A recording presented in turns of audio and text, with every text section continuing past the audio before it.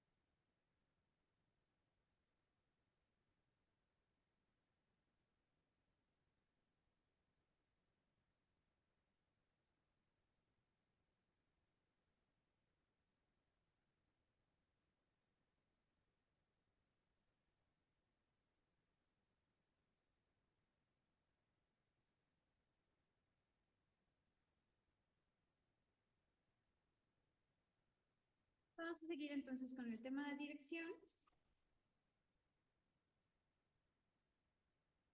y vamos a hablar de los principios de la dirección. El primer principio de la armonía del objetivo o coordinación de intereses. Así se llama el primer principio.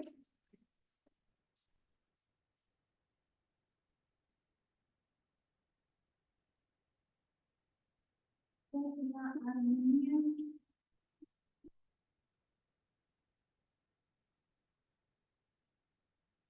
del objetivo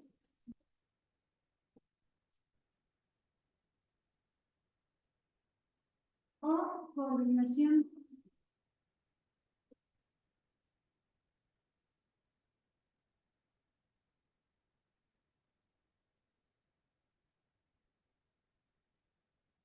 del primer principio de la dirección y nos dice: la dirección será eficiente en tanto se encamine hacia el logro de los objetivos generales de la empresa. Los objetivos de la empresa solo podrán alcanzarse si los subordinados se interesan en ellos, lo que se facilitará si sus objetivos individuales e intereses personales son satisfechos al conseguir las metas de la organización y si éstas no se contraponen a su autorrealización.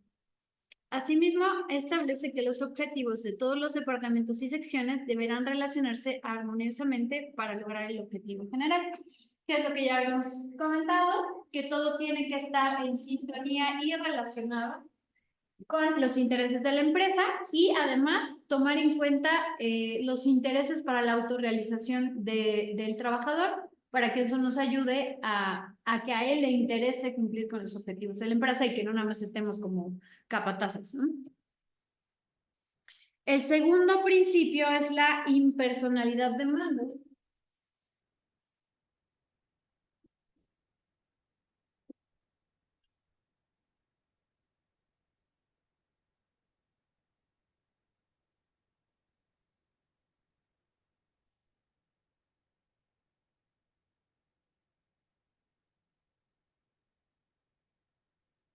Se refiere a que la autoridad y su ejercicio, el mando, surgen como una necesidad de la organización para obtener ciertos resultados.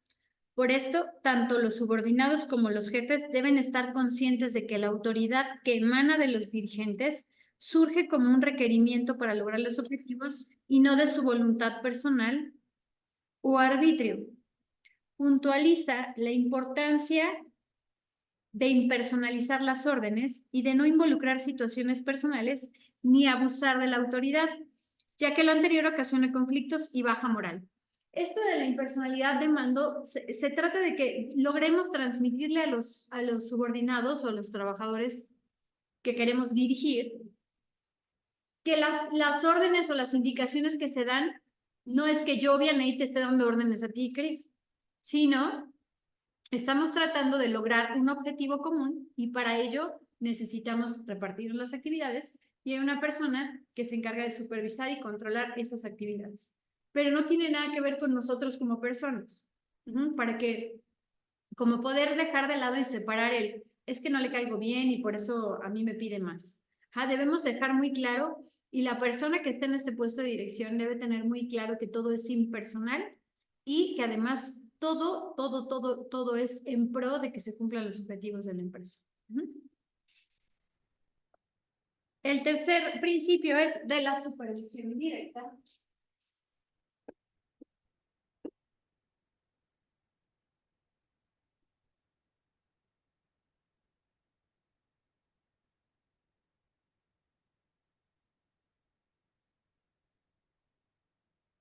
Y este principio se refiere al apoyo y comunicación que debe proporcionar el dirigente a sus subordinados durante la ejecución de los planes, de tal manera que estos se realicen con mayor facilidad. Es muy importante que todos los subordinados o todas las personas que trabajen para nosotros sepan exactamente qué es lo que tienen que hacer. Que pueda haber una comunicación fluida y un apoyo constante a los trabajadores para que en caso de que haya algo que no tengan, algún recurso, algún material o herramienta que les impida cumplir sus objetivos, haya esa comunicación y ese apoyo en el que nosotros podamos proporcionar o buscar el apoyo necesario para que ellos puedan realizar sus actividades. El cuarto es de la vía jerárquica.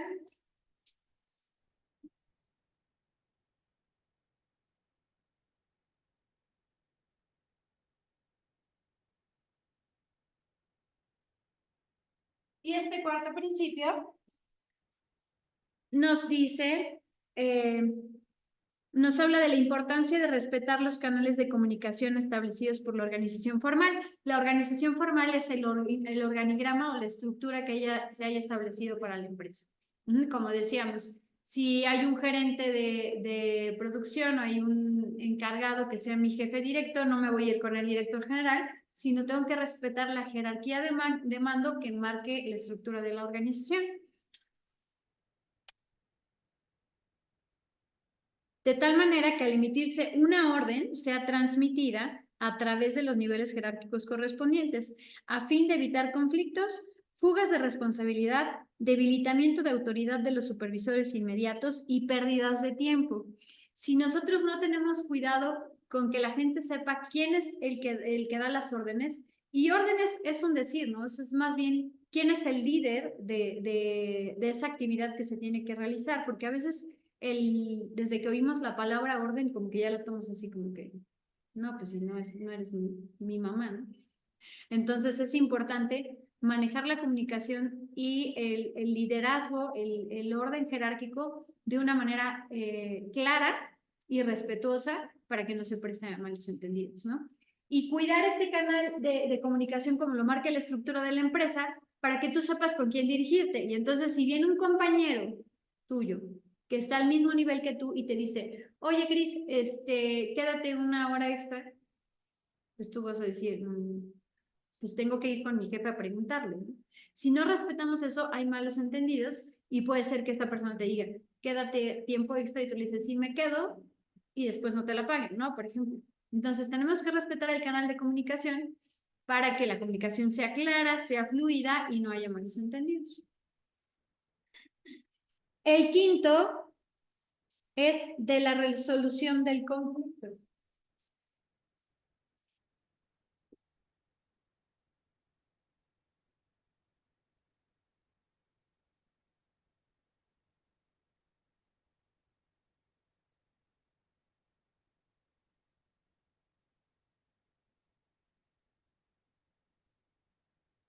Indica la necesidad de resolver los problemas que surjan durante la gestión administrativa a partir del momento en que aparezcan, ya que el no tomar una decisión en relación con un conflicto, por insignificante que parezca, puede originar que éste se desarrolle y provoque problemas colaterales graves.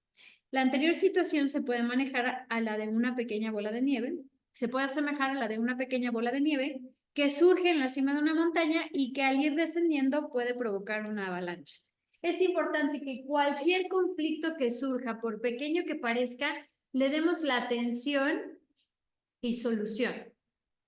que no nos esperemos a que los problemas sean más grandes, sino que vayamos tomando acción conforme van sucediendo y apareciendo. Muchas cosas a lo mejor te llegan como jefe, como chisme, como radio pasillo, como rumor, pero es importante pues hacerse cargo de eso que está saliendo a la luz. El siguiente principio es aprovechamiento del conflicto.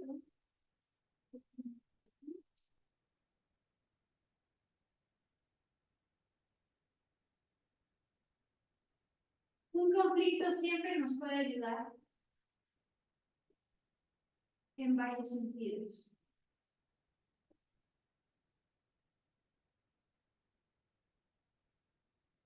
El conflicto es un problema u obstáculo que se antepone al logro de las metas de la organización, pero que al obligar al administrador a pensar en soluciones, ofrece la posibilidad de idear nuevas estrategias y emprender diversas alternativas.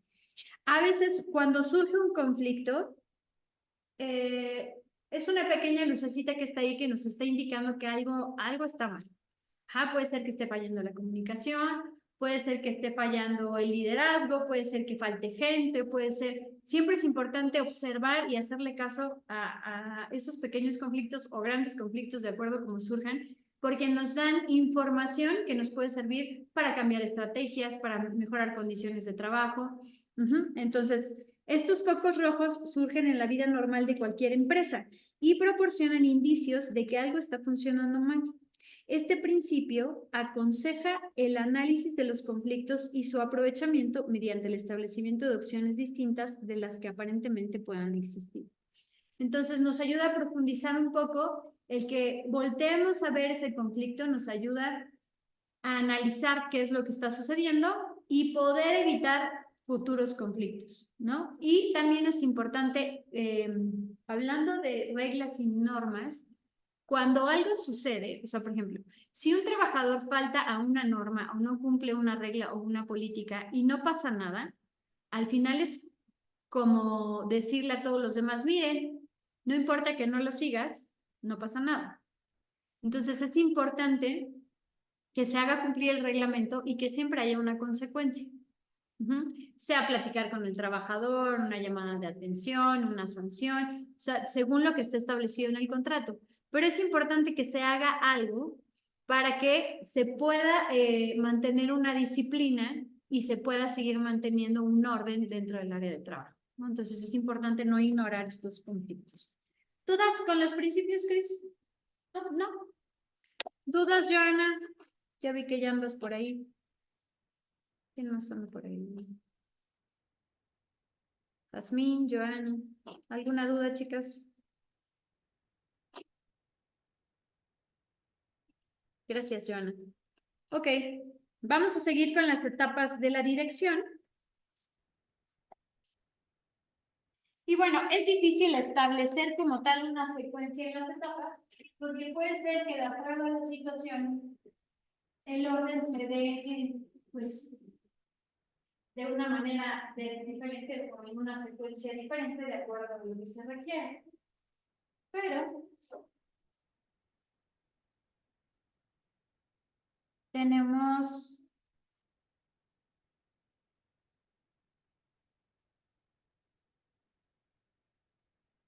la dirección,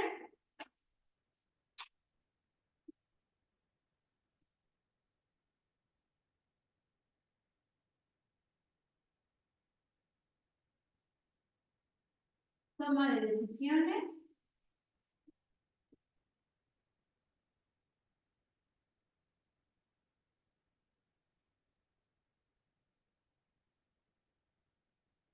integración,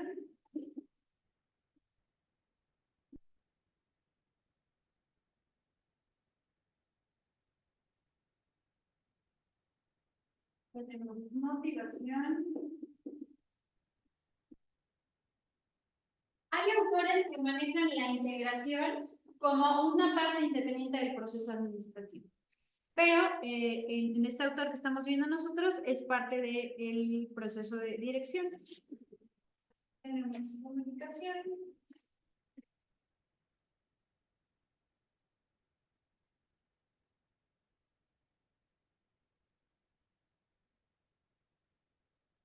menos supervisión.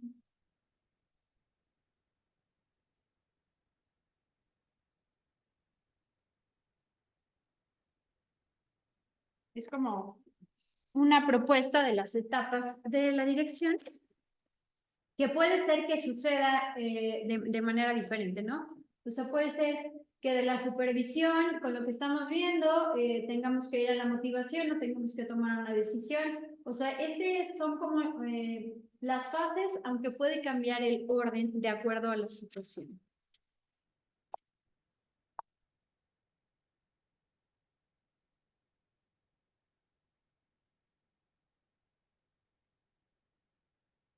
Nos dice aquí que una decisión es la elección de un curso de acción entre varias alternativas.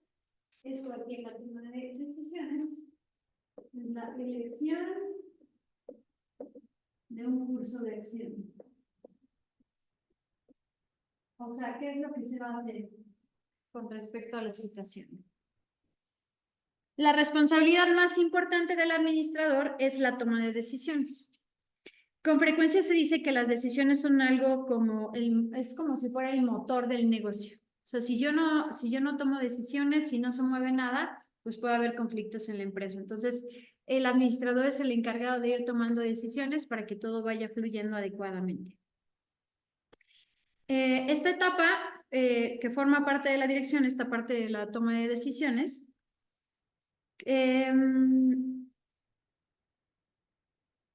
aunque algunos autores consideran que esto de la toma de decisiones está en la planeación, también es importante la toma de decisiones en la dirección, porque aquí es donde vamos a ir viendo cómo va la ejecución del plan, cuidado, cómo va la ejecución del plan y si tenemos que hacer algún cambio. Entonces ahí ya estamos tomando una decisión importante. Entonces, al tomar decisiones es necesario, número uno, identificar el problema.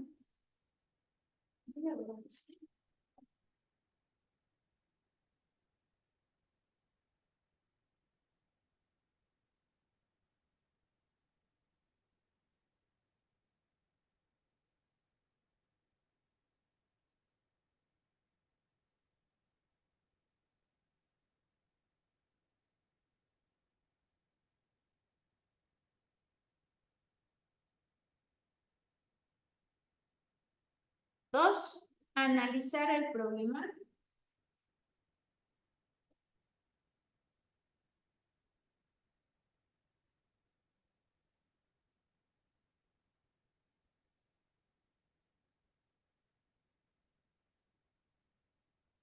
El tercero es evaluar las alternativas.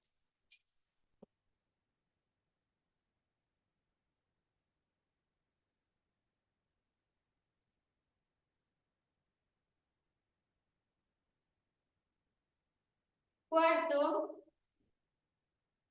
elegir entre alternativas.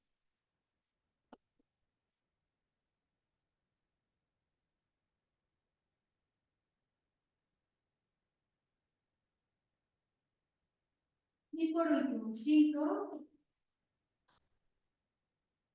aplicar la decisión. Les voy a pedir que así súper breve hagamos esta secuencia de pasos de cualquier decisión que hayan tenido que tomar ustedes. Puede ser por qué decidieron estudiar la carrera que están estudiando o si están trabajando. Y ahorita, quien pueda compartirlo, la compartimos. Les doy 5 minutitos. Y mientras voy a...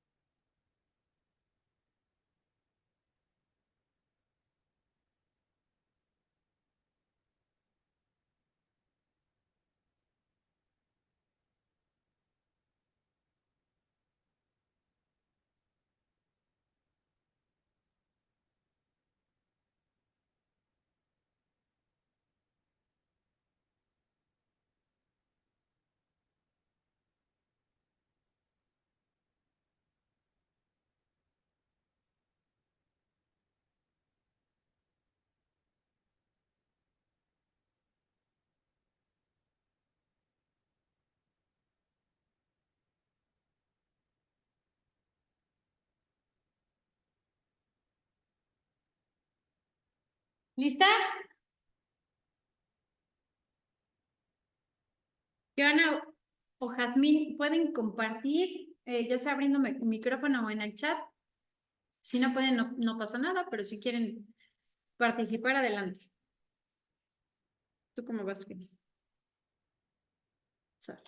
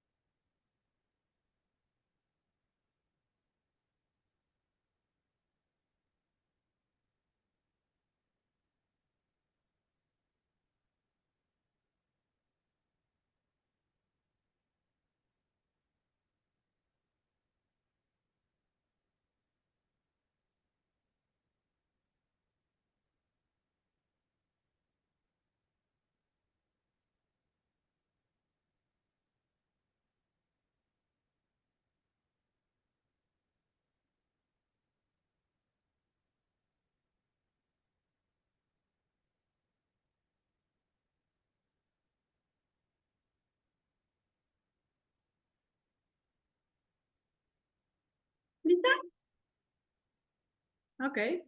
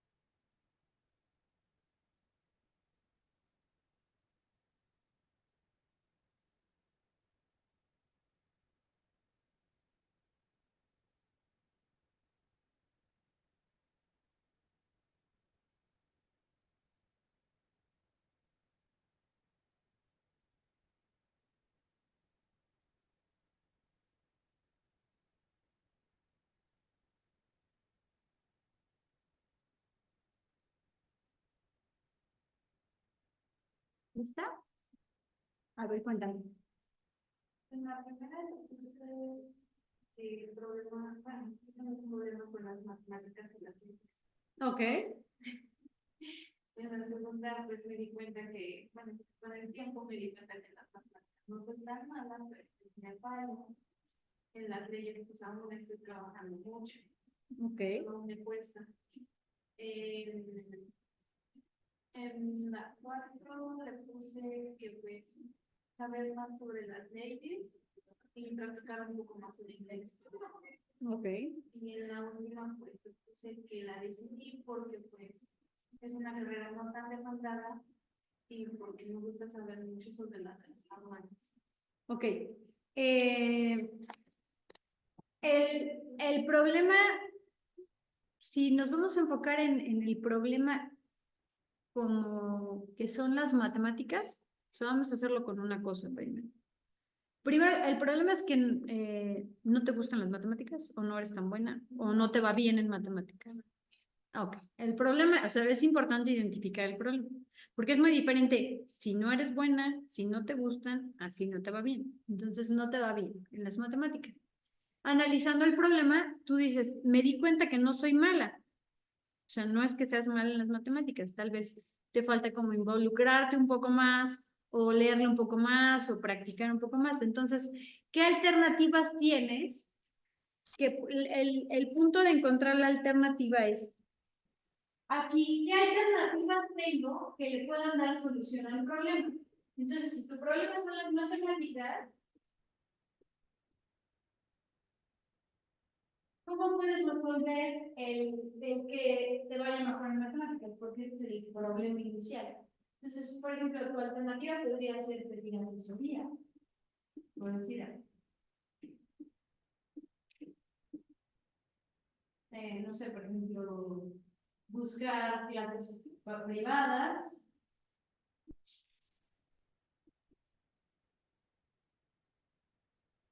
O no sé, buscar videos en YouTube. ¿Qué otra cosa se te ocurre? Entonces, primero identificar el problema que se lo mismo. Analizo el problema, no soy mala, pero como que me falta involucrarme más, buscar más opciones, conocer más de las matemáticas para encontrar ese grupo. Evalúas las alternativas. Estas son las alternativas. Y entonces, aquí puedes decir, a lo mejor buscar clases privadas se sale ahorita de mi presupuesto y entonces te eliminamos una, ¿no? Nos quedamos con dos alternativas que de alguna manera pueden ir de la mano, ¿no? Podrías pedirle a tu profesor alguna asesoría y podrías buscar videos en YouTube que te ayuden a mejorar, ¿no? Entonces, ya que elegiste qué alternativas, aplicas la decisión, y aplicar la decisión es realmente ir a asesorías, pedir las asesorías y buscar videos que te ayuden a hacerlo. Así es como realizamos el proceso de la toma de decisiones. Son cosas que a veces suceden muy rápido y no nos damos cuenta que existen estos pasos, ¿no? Como por ejemplo, cuando tienes mucha hambre y dices, ¿qué voy a comer? ¿Qué voy a comer? ¿Qué voy a comer? ¿Cuáles son tus opciones? Por presupuesto, por cercanía, por tiempo, por antojo, y entonces piensas cuáles son las alternativas. El problema es que tienes hambre, ¿no? Analizas el problema, cuánto tiempo tengo para comer, traigo lunch o traigo dinero para comer, y entonces tomas la decisión de qué es lo que vas a comer y finalmente compras, ¿no? O te comes tu lunch o lo que sea que hayas decidido.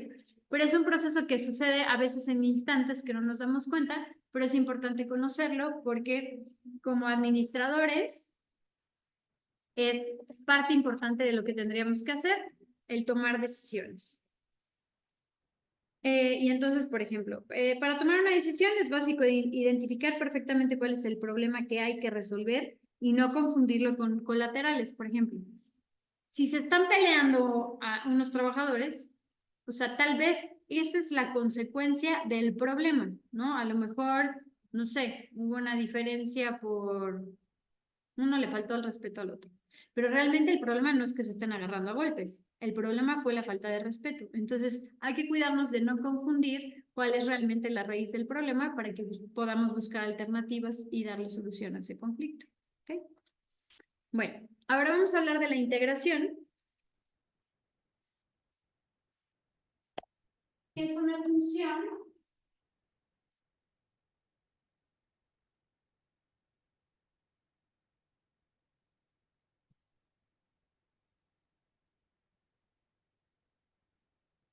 a través de la cual el administrador elige y se allega de los recursos necesarios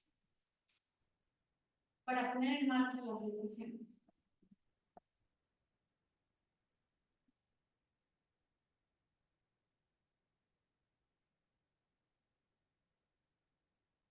Ya tomé la decisión, pero ¿qué necesito para llevarlo a cabo?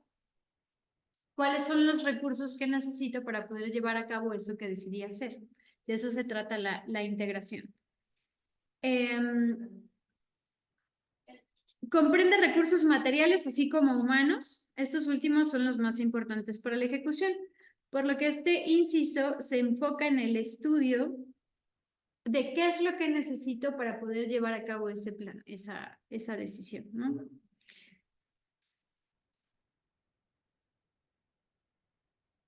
Existen algunas reglas de administración necesarias para lograr la efectividad en la integración. La primera es el hombre adecuado para el puesto adecuado. En otras palabras, los hombres deben poseer las características que la empresa establezca para desempeñar un puesto. Los recursos humanos deben adaptarse a esas características de la organización y no al revés. La empresa no se va a adaptar a los empleados, sino debo buscar personas que se puedan adaptar a lo que necesita la empresa.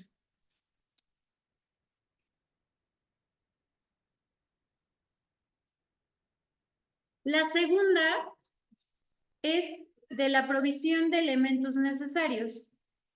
La dirección debe estar consciente de los elementos que los puestos requieren para la eficiente realización del trabajo. Podemos hablar de espacio, podemos hablar de tecnología, de muebles, de, no sé, papelería, cualquier elemento que necesite el trabajador para poder realizar su trabajo. El tercero es de la importancia de la introducción adecuada,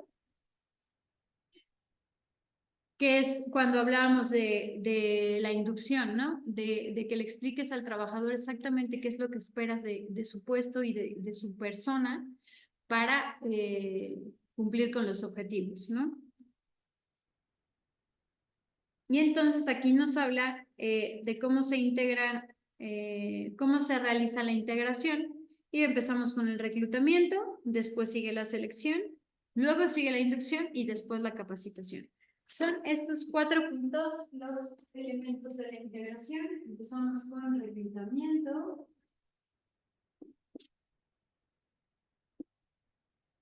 Hablando obviamente de recursos humanos. Selección. Inducción. Y capacitación.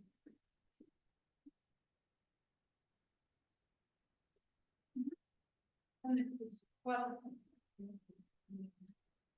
En el reclutamiento me voy a enfocar a reunir a los posibles candidatos a cubrir el puesto.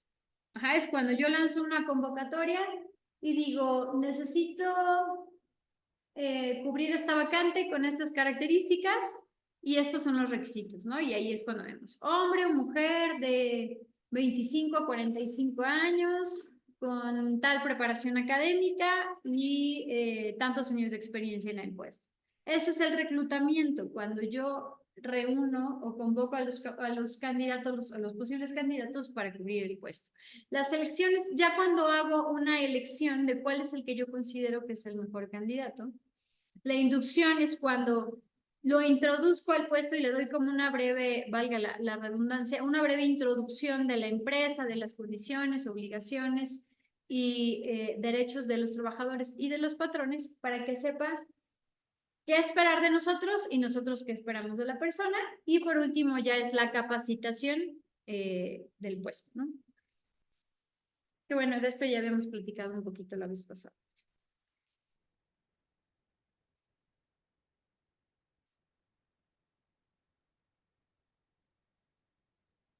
Y vamos a hablar de la motivación, que también es una de las fases de la dirección.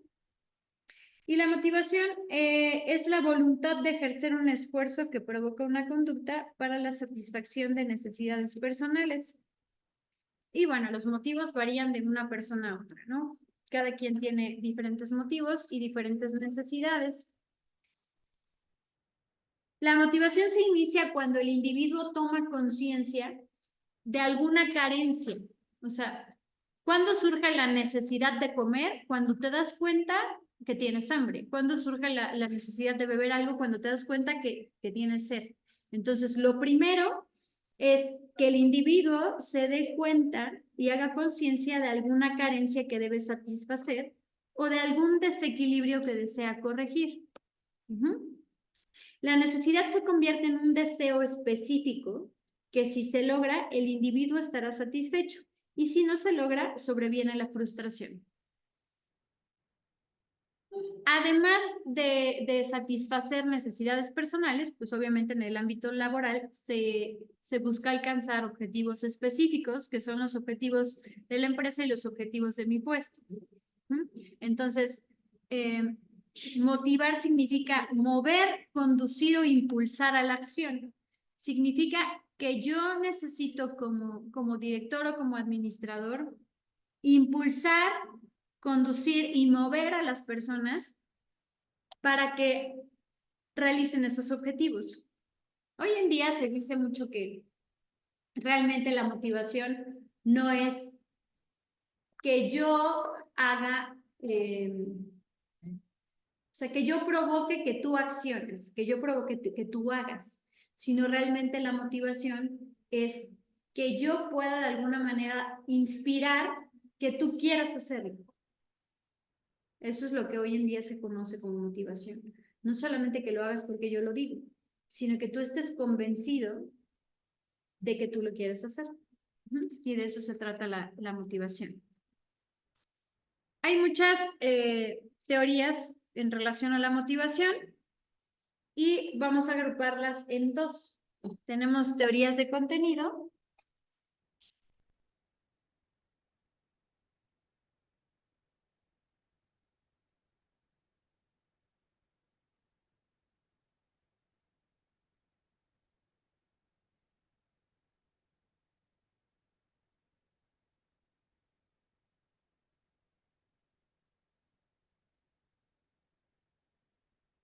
y la segunda son teorías de aprendizaje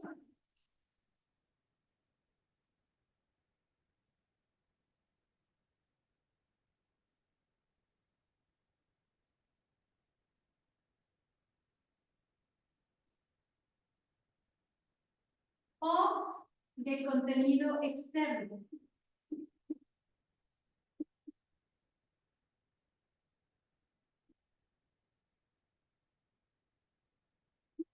Y ahorita vamos a ver de qué se trata.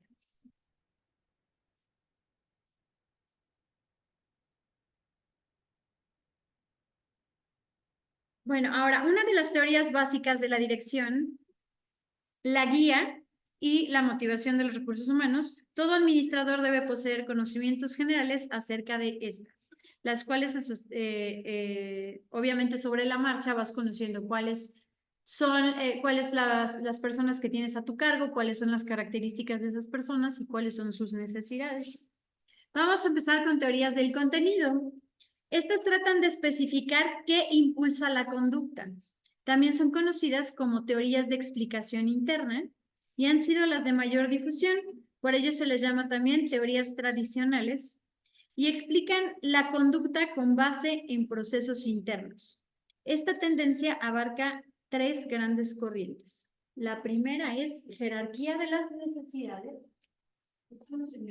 Entonces, la primera es jerarquía de las necesidades.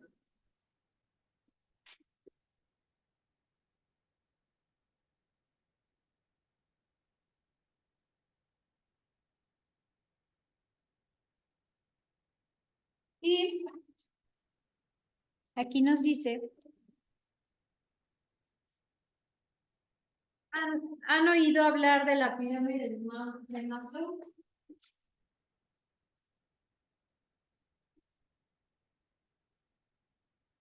¿Has oído hablar de la pirámide de Maslow? Ahorita la vimos.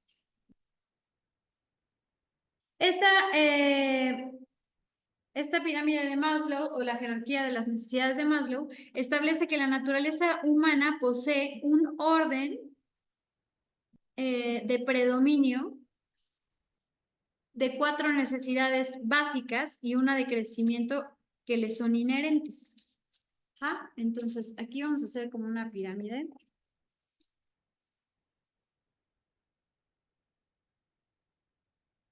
Y vamos a poner una pirámide.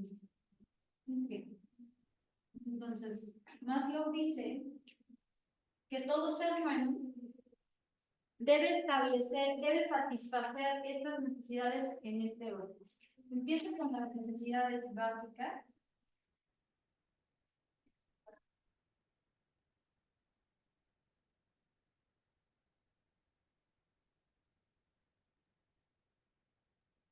Y las necesidades básicas son fisiológicas, aquellas que surgen de la naturaleza física, como la necesidad de alimento, la necesidad de descanso, todo lo que sea fisiológico. El beber agua, el ir al baño, el reproducirse, todas estas necesidades fisiológicas que tienen todos los seres humanos. Eso es lo básico. Y lo que dice la teoría de Maslow es que estas necesidades se deben satisfacer en ese orden. O sea, yo no puedo con hambre o con sed o con sueños, o sea, sin tener resueltas mis necesidades básicas, no puedo ir al siguiente nivel. O sea, es importante que yo tenga resuelto lo básico para poder ir más arriba. Entonces, en lo básico tenemos las fisiológicas. La siguiente es de seguridad.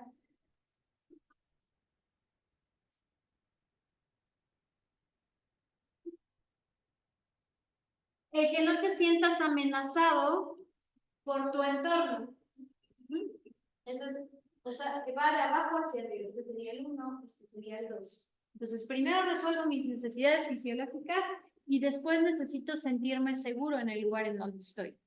El tercer escalón es de amor o pertenencia.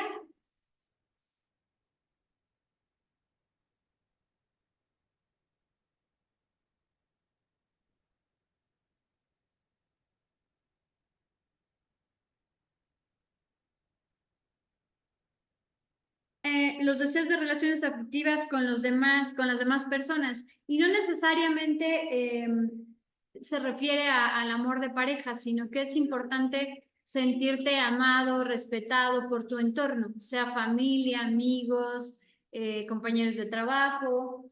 Y debo sentirme parte de donde estoy. Eso significa el sentido de pertenencia. Me siento parte de, ya sea de mi círculo de amistades o del lugar donde trabajo, de mi comunidad. Es importante amor y sentido de pertenencia. Y el último es de estimación.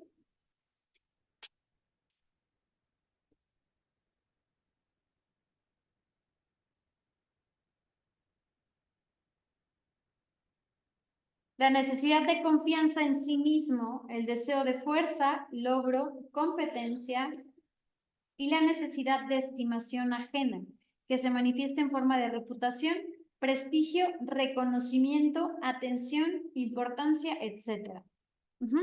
Esas son las necesidades básicas. Maslow nos habla de 2 puntos. A son las básicas,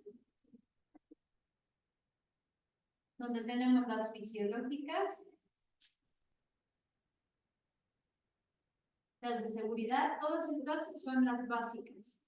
Fisiológicas, seguridad, amor y pertenencia y estimación. Y en la parte B le llama crecimiento.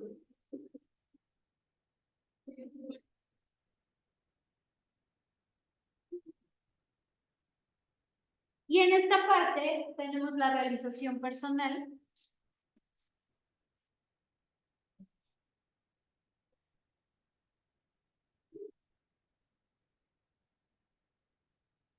Es como la punta de la pirámide.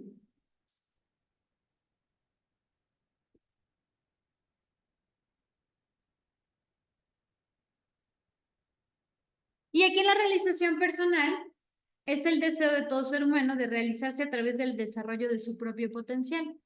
Entonces, si nos vamos por esta teoría de contenido que es la pirámide de Maslow, nos podemos dar cuenta que yo no puedo pensar en ofrecerle a un trabajador o motivarlo ofreciéndole realización personal si sus necesidades básicas están en riesgo. Entonces, imagínense que es una persona que tiene un salario bajo, con el que apenas si alcanza a cubrir sus necesidades básicas. Y tal vez esté en un entorno donde no se siente seguro. Y bueno, ya ni hablemos de estos dos. O sea, si aquí no está seguro, no le va a llamar la atención la realización personal. Aquí lo más importante para él es ir brincando en las necesidades básicas, satisfaciéndolas. Entonces, necesito asegurarme que mis trabajadores se sientan seguros y que tengan todas sus necesidades fisiológicas satisfechas, ¿no? A través del salario que le proporciono, los horarios que le proporciono, porque también fisiológicamente es importante el descanso. Entonces, si yo les doy jornadas mortales en las que no tienen tiempo para descansar y es muy demandante las actividades que realizan, pues desde aquí, ¿cómo los puedo motivar? Entonces, es muy importante conocer como todas las necesidades que necesitamos, valga la redundancia, todas las necesidades que debemos cubrir los seres humanos para poder ya hablar de una realización personal. O sea, si yo tengo hambre, o sea, ¿qué me va a importar si me quieren? O sea, primero lo que quiero es no tener hambre, no tener sed, tener techo, tener ropa, ajá, que mi familia se sienta segura si soy cabeza de familia. Entonces, todas estas cosas nos ayudan a poder responder mejor ante las necesidades de los trabajadores y tenerlos de alguna manera más estables y leales al trabajo, ¿no? Entonces, la segunda teoría es la teoría de motivación e higiene de Herzberg, que propone dos niveles de necesidades. Este es de Maslow. La siguiente es de Herzberg. Y lo que él propone de estas mismas necesidades es dos niveles: factores de higiene o mantenimiento y B, factores motivadores.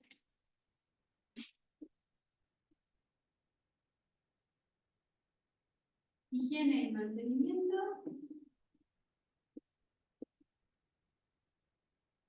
y B, motivadores.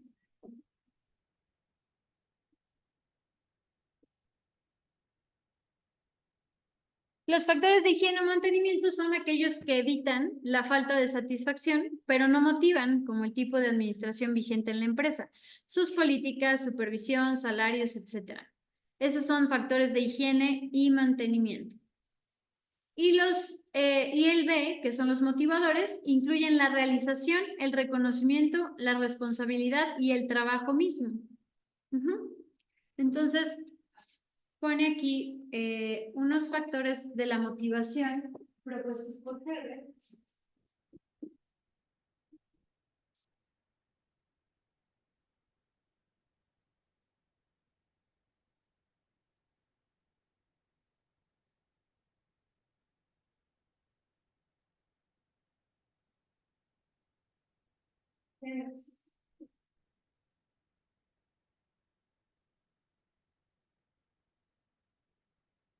Entonces, aquí pone los factores de higiene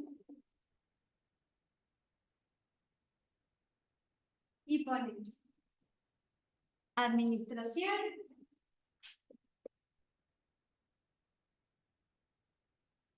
este ya es más enfocado a lo laboral. Supervisión,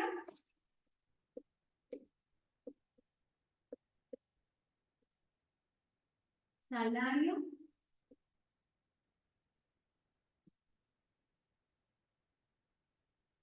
relaciones interpersonales,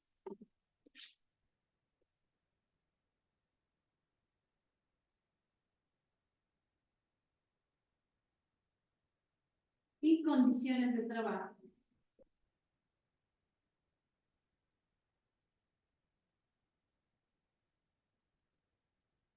Para Herzberg es importante, estos son los factores de higiene y mantenimiento: la administración, producción, salario, relaciones interpersonales y condiciones de trabajo. Y los factores motivacionales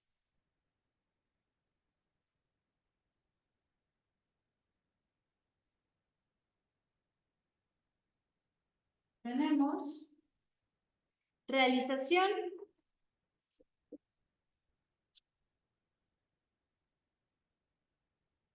reconocimiento,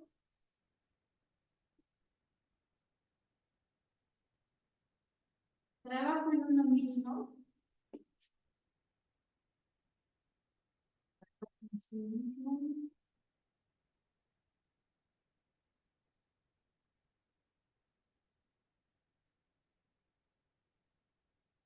responsabilidad y progreso.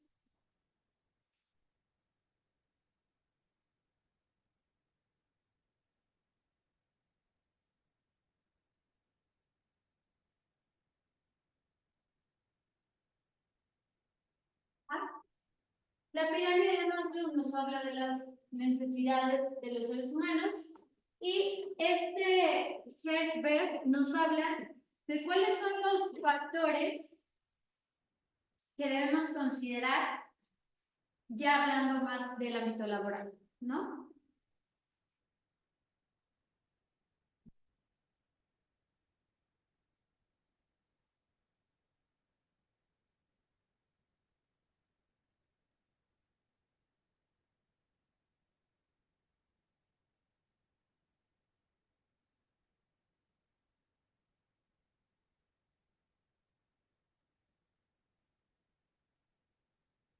Seguimos hablando de las teorías de contenido. La primera es la pirámide de Maslow o la jerarquía de las necesidades de Maslow. La segunda son los factores de la motivación de Herzberg. Y el tercero que vamos a ver es la motivación de grupo. Entonces, ¿cómo se puede?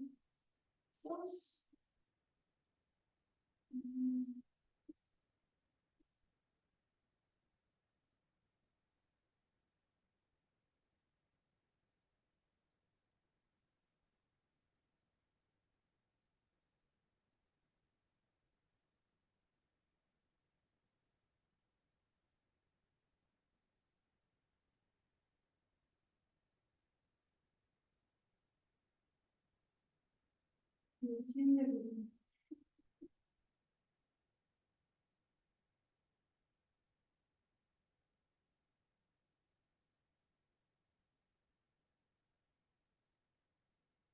Nos habla de tres factores que según varios autores identifican como importantes para la motivación del equipo o la motivación del grupo. A es el espíritu de equipo.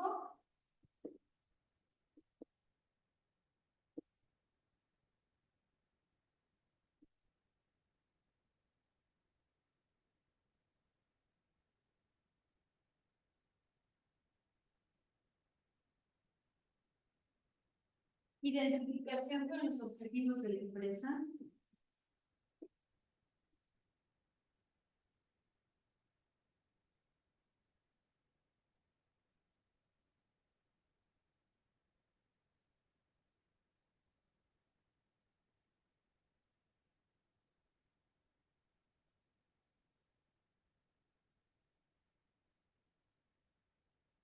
C, practicar la administración por participación.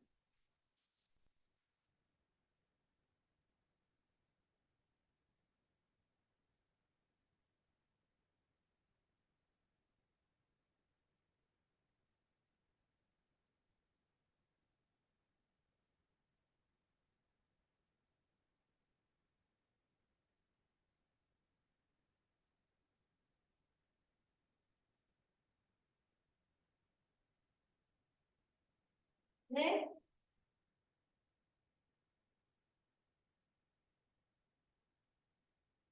Establecimiento de relaciones humanas adecuadas.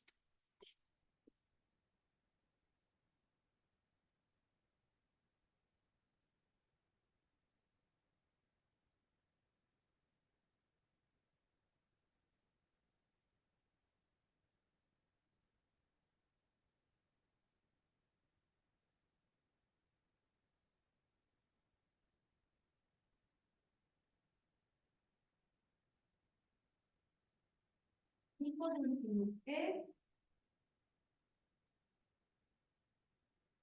Eliminación de prácticas no motivadoras.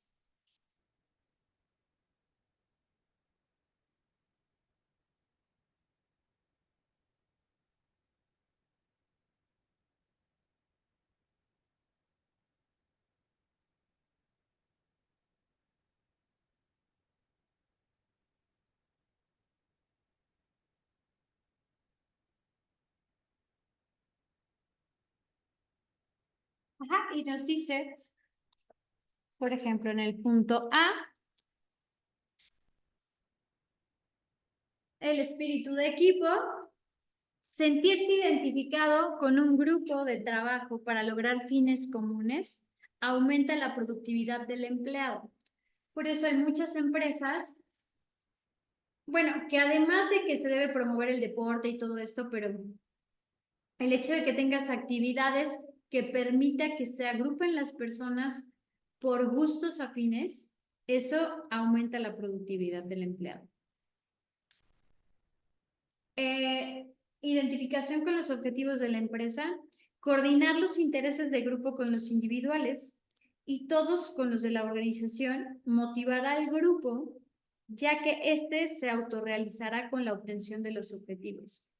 Y esa parte es muy importante que se tome en cuenta al momento de seleccionar al personal.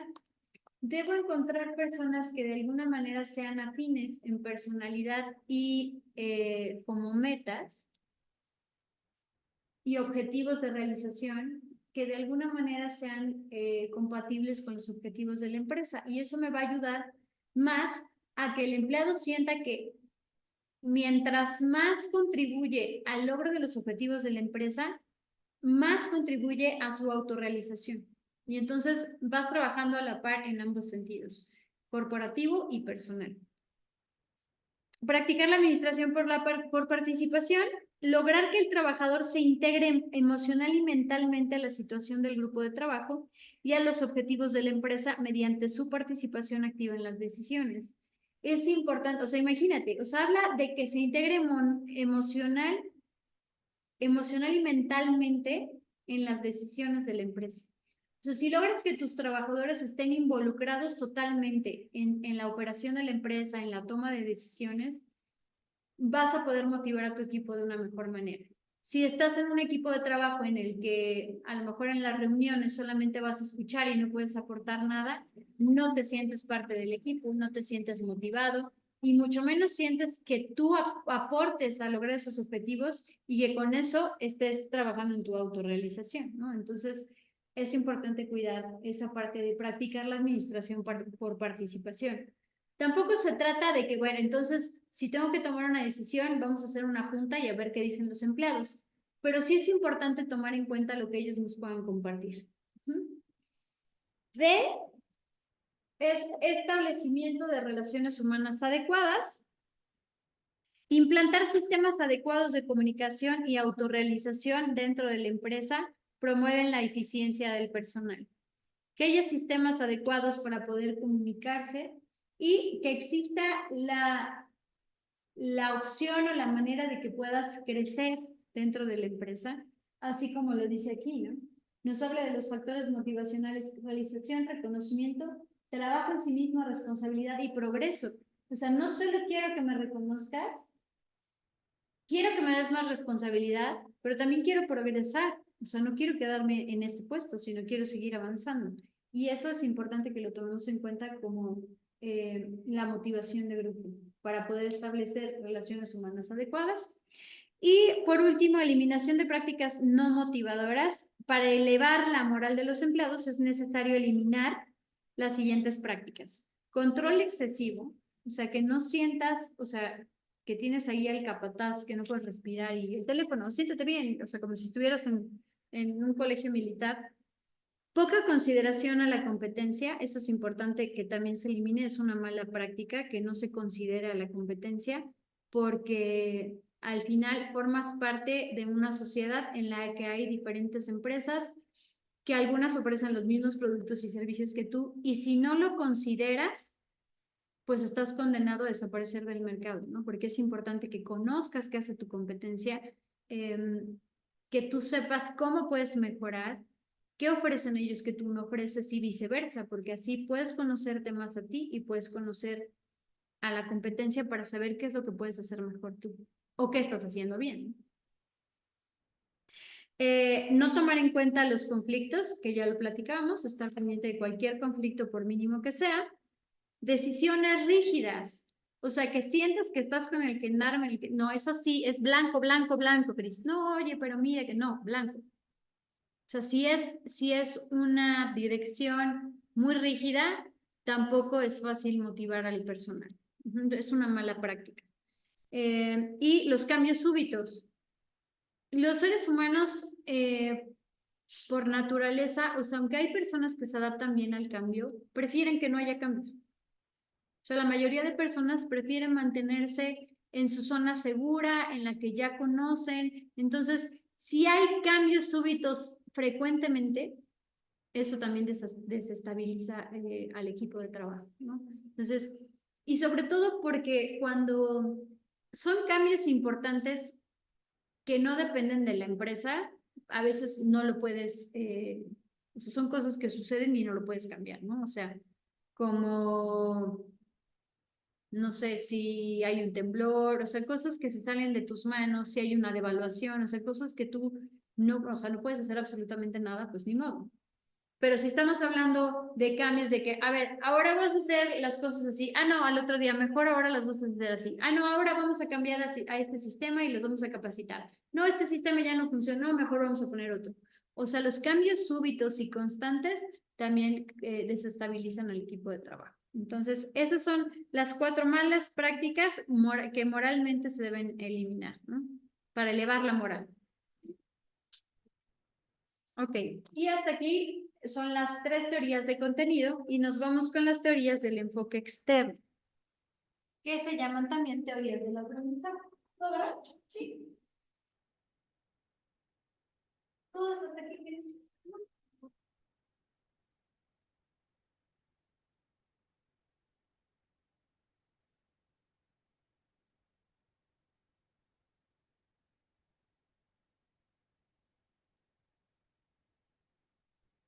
Ok. Llamadas también del aprendizaje o de la modificación de la conducta organizacional, parten del supuesto de que la conducta observable en las organizaciones son clave para explicar la motivación, ya que relacionan los efectos que ejerce el ambiente sobre la conducta de los individuos. Y bueno, todas las teorías que vimos hace un momento nos habla de la parte interna, del individuo y de la organización. Esta teoría del enfoque externo es que se debe analizar también cómo afecta el entorno y lo que está afuera al equipo de trabajo y a su vez a la organización. Entonces, las técnicas y procedimientos básicos de modificación de la conducta más importantes son estos que vamos a ver.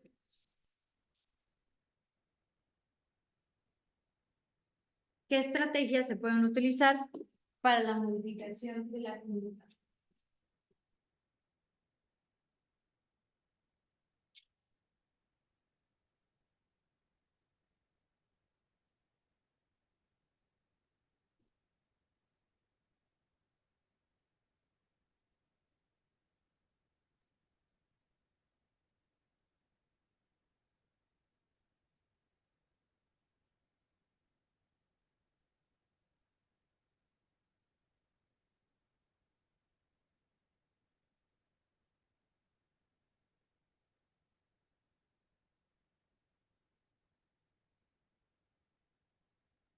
Estrategias de intervención.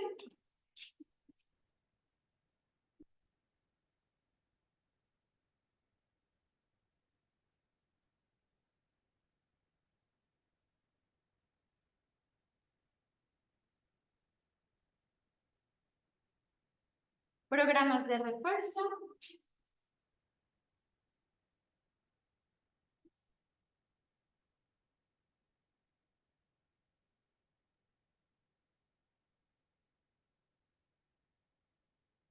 Discriminación y generalización.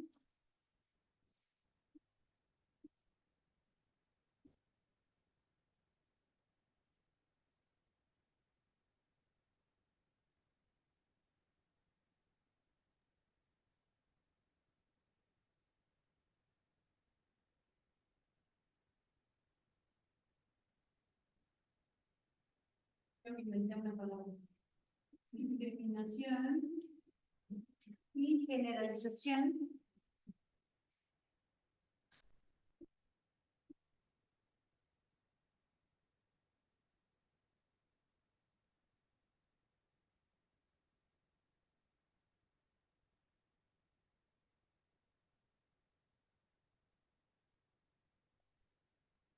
Conductas encadenadas.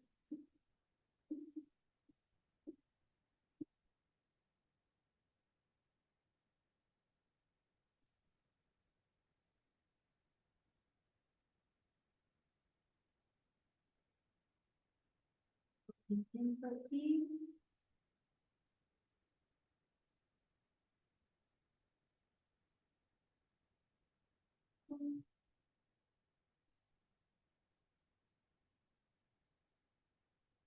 Teniendo aquí, modulado.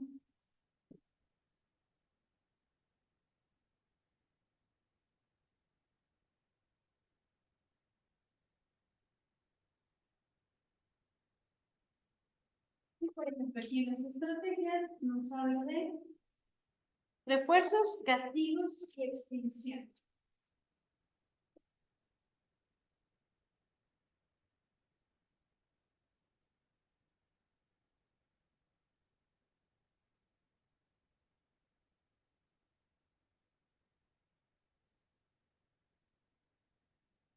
Estos pueden ser positivos o negativos.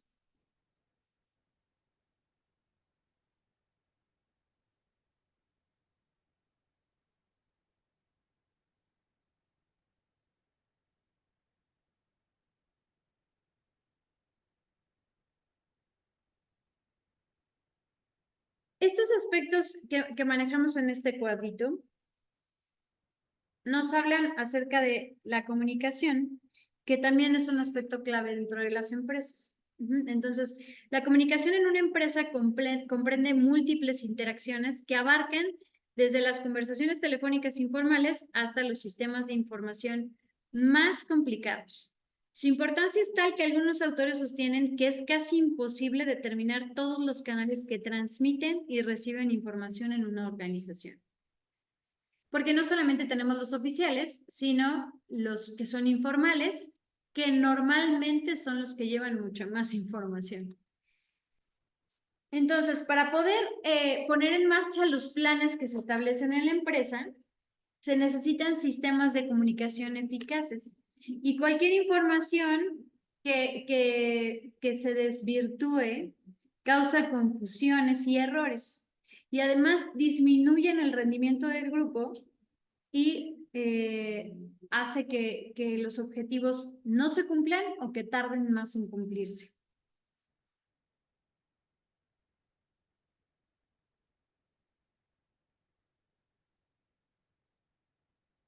Entonces, vamos a hablar de la comunicación, que consta de 3 objetivos básicos.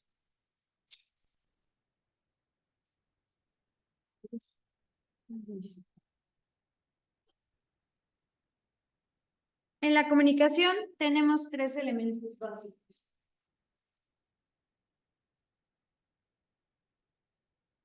Tenemos el emisor,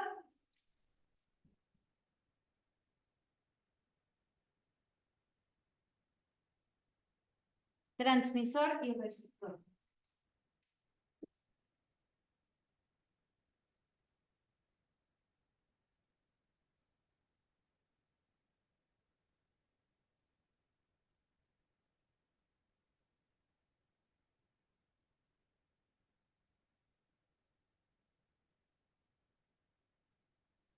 El emisor es donde se origina la información.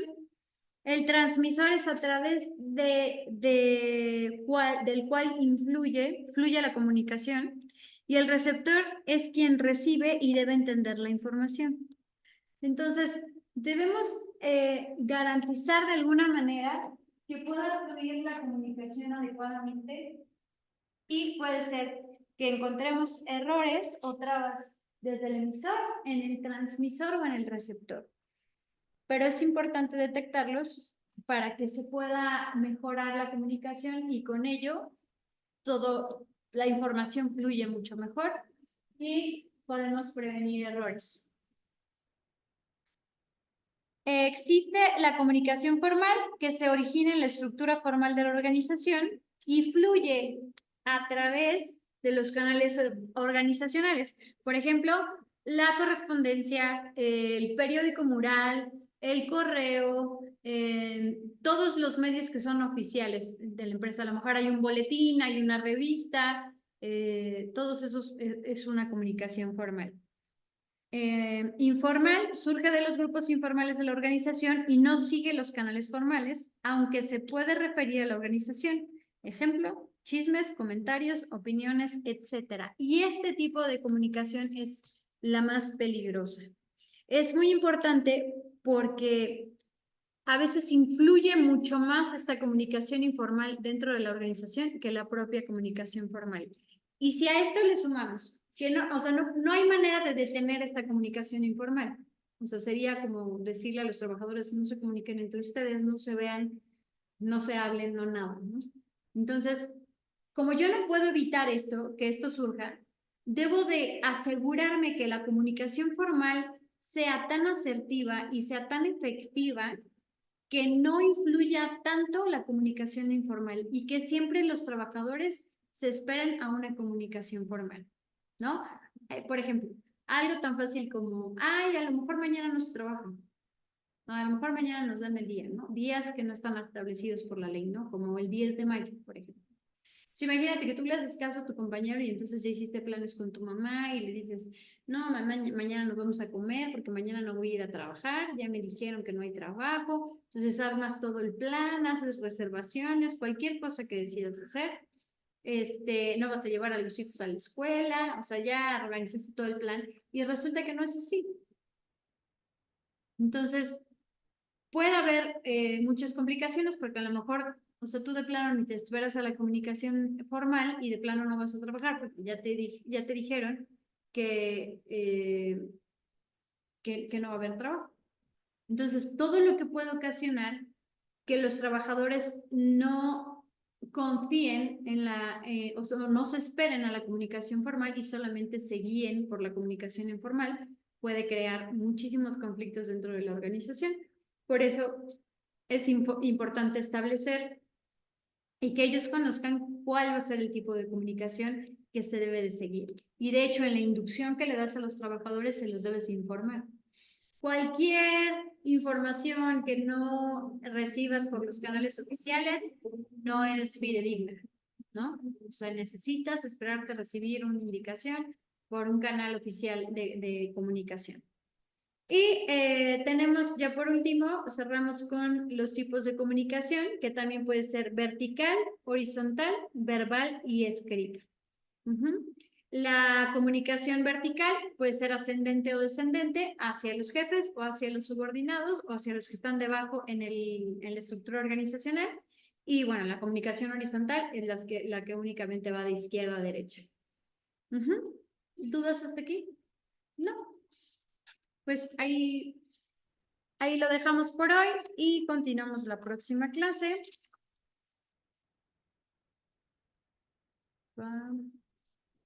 Ustedes también tenían como examen final una exposición, ¿no?